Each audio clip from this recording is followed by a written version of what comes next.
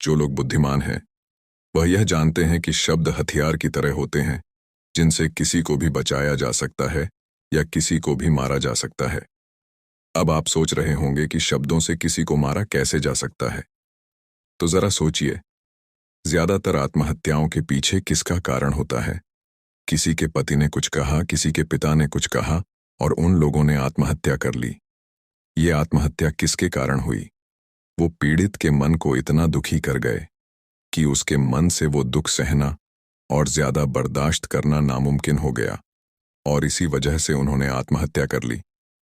ऐसे ही आपके शब्द किसी को नया जीवन प्रदान कर सकते हैं।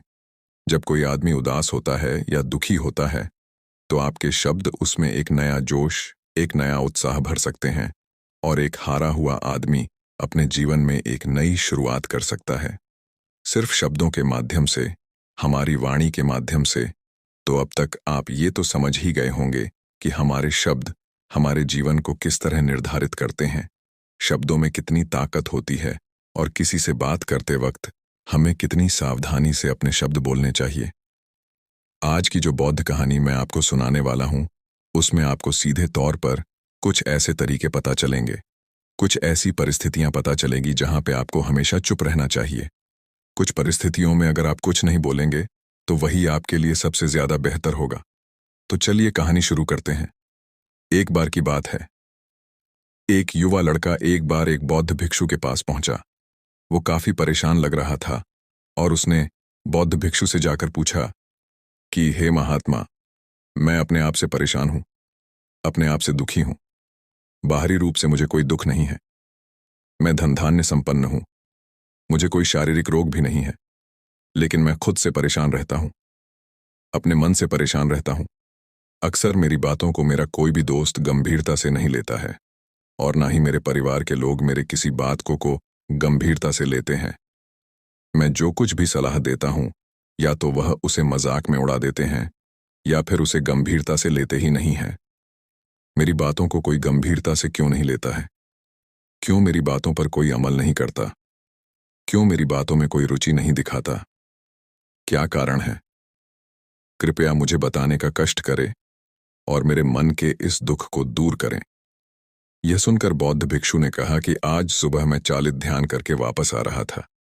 रास्ते में कुछ कौवे कांव कांव कर रहे थे और वहीं पर जब मैं चलता हुआ कुछ दूर आया तो मुझे एक मोर की मधुर आवाज सुनाई दी।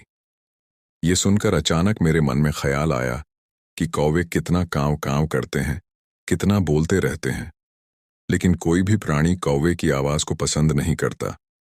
मोर हमेशा सही परिस्थिति के हिसाब से बोलता है।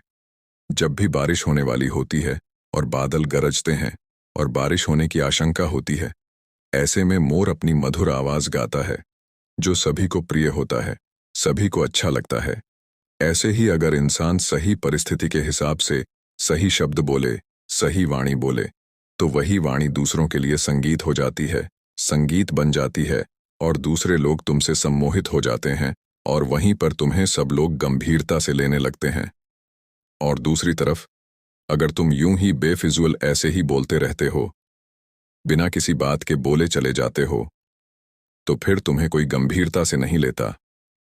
तुम उस कौवे की भांति हो जाते हो जिसकी वाणी कोई पसंद नहीं करता और बाद में तुम्हें दुख होता है कि तुम्हें कोई गंभीरता से क्यों नहीं लेता। इसीलिए अपने शब्दों को बेहद बुद्धिमानी के साथ इस्तेमाल करना सीखो। अगर तुम नहीं सीखोगे तो समाज में तुम्हें कोई सम्मान या कोई गंभीरता से नहीं लेगा। यह सुनकर वो युवा लड़का बोला कि हे महात्मा, मैं जानता हूं कि मैं ज्यादा बोलने की बीमारी से ग्रस्त हूं, मुझे इतना नहीं बोलना चाहिए, लेकिन मैं अपने आप पे काबू नहीं रख पाता और ना ही मैं इतना बुद्धिमान हूं कि मैं अपने शब्दों को नाप तोल कर बोल सकूं। मैं तो किसी से बात करते वक्त इतना सोचता भी नहीं कि मुझे अपने शब्द किस तरह इस्तेमाल करने हैं। कृपया करके कुछ ऐसी परिस्थितियां बता दीजिए जहां पर मुझे कम बोलना है या फिर बोलना ही नहीं है, हमेशा चुप रहना है। अगर आप मेरा ऐसे मार्गदर्शन कर सकते हैं तो मेरा जीवन आसान हो जाएगा और मुझे ज्यादा दिमाग या अपनी बुद्धि लगाने की भी जरूरत नहीं पड़ेगी। यह सुनकर बौद्ध भिक्षु ने मुस्कुराते हुए कहा कि बेटा, वैसे तो इंसान को हर परिस्थिति में सोच समझकर ही बोलना चाहिए, लेकिन अगर वो हमेशा होश में नहीं रह पाता है, ध्यान में नहीं रह पाता है, तो मैं तुम्हारे दैनिक जीवन की कुछ ऐसी परिस्थितियां बता रहा हूं जहां पर तुम्हें हमेशा चुप रहना है। अगर तुम ऐसी जगहों पर कुछ बोलोगे तो तुम्हारा अपमान ही होगा या फिर तुम्हें कोई गंभीरता से नहीं लेगा। सबसे पहली जगह है, या यूं कहें, ऐसी परिस्थिति जहां पर इंसान को हमेशा चुप रहना चाहिए। वो है जब किसी ऐसे विषय के बारे में बातचीत हो रही हो जिसके बारे में आपको कोई जानकारी ही नहीं है। तो ऐसी परिस्थिति में व्यर्थ में बीच में टांग लड़ाना, अपना ज्ञान देना, व्यर्थ का ज्ञान, आपको कुछ पता नहीं है लेकिन फिर भी आप अपना ज्ञान देने के लिए उत्सुक हैं, तो ऐसी जगह पर आपका अपमान ही होगा। जरा तुम खुद सोचो, जब कोई बीमार आदमी अपनी बीमारी के बारे में चर्चा कर रहा हो और आपको उस बीमारी के बारे में कोई भी ज्ञान नहीं है, लेकिन फिर भी आप व्यर्थ में, बेकार में उसे ऐसी ऐसी औषधियां बता रहे हैं जिनका उसकी बीमारी से कोई तालमेल ही नहीं है, तो ऐसे में आप अपनी प्रतिष्ठा अपने हाथों से खो रहे होते हैं और आपको पता ही नहीं होता। ऐसी परिस्थिति में आदमी को हमेशा सुनना चाहिए। ध्यान से सुनना भी एक कला होती है।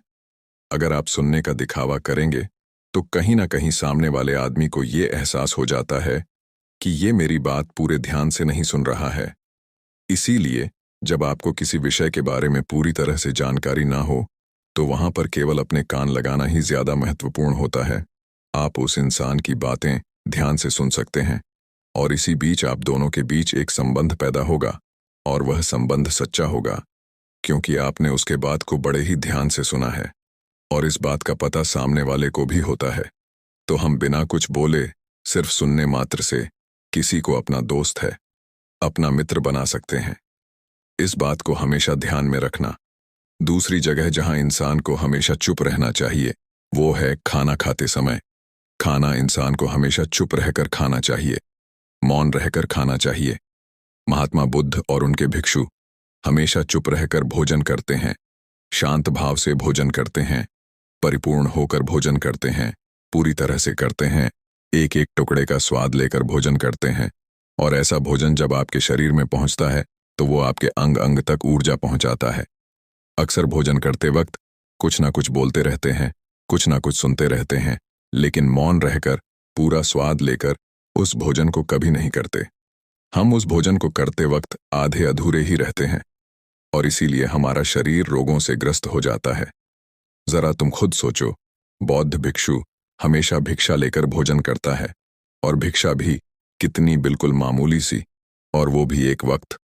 तो एक वक्त भोजन करने के बाद भी वो इतने स्वस्थ रहते थे, इतने उत्साह, जोश और आनंद से भरे होते थे। और हम तो इतना खाना खाते हैं, इतनी सारी भोजन की सामग्री हमारे लिए उपलब्ध होती है, लेकिन हमारे शरीर में कोई ऊर्जा नहीं होती।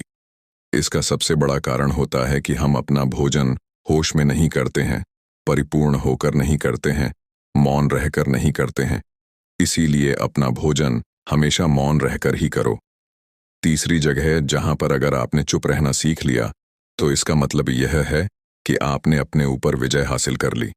जी हाँ, गुस्से में शांत रहना या चुप रहना इतना आसान नहीं होता है।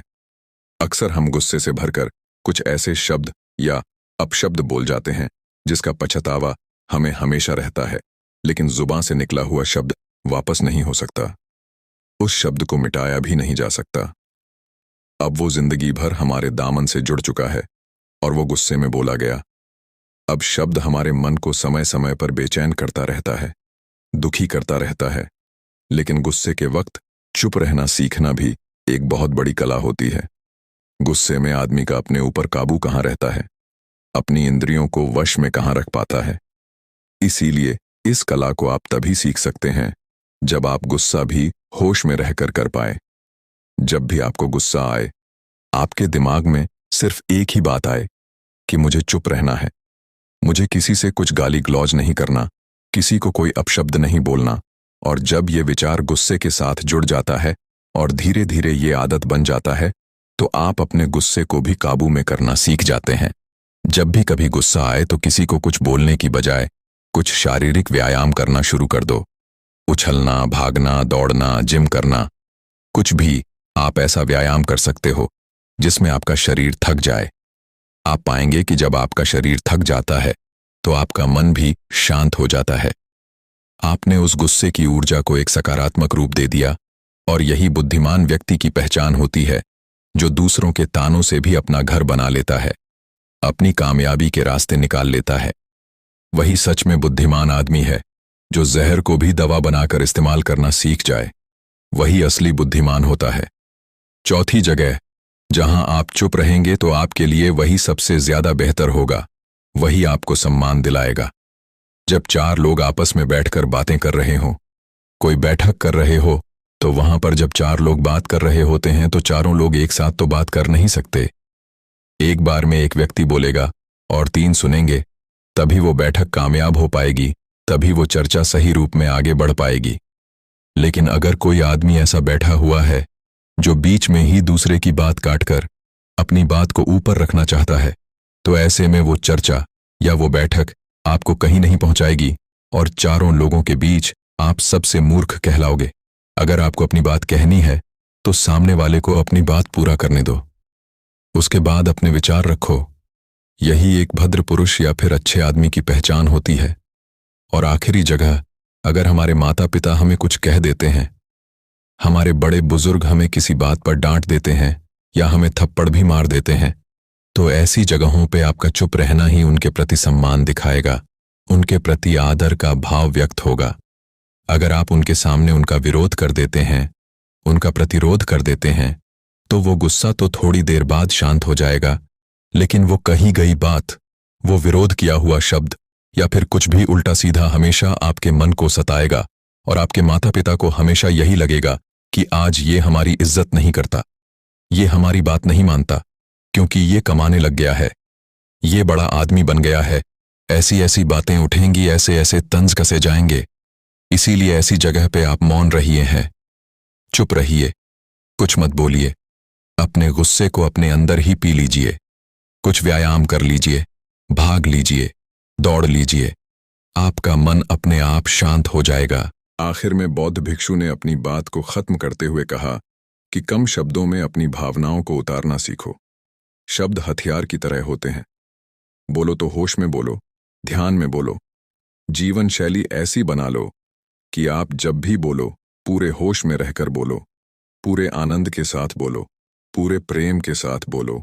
ऐसी वाणी बोलो जो दूसरे के दिल को ठंडक पहुंचाती हो, दूसरे के मन को भी शांत कर देती हो, और वो तभी संभव है जब आप प्रतिपल होश में रहकर बोले। इसके बाद वो युवा लड़का बौद्ध भिक्षु के सामने नतमस्तक हो गया और उनको प्रणाम करते हुए अपने घर वापस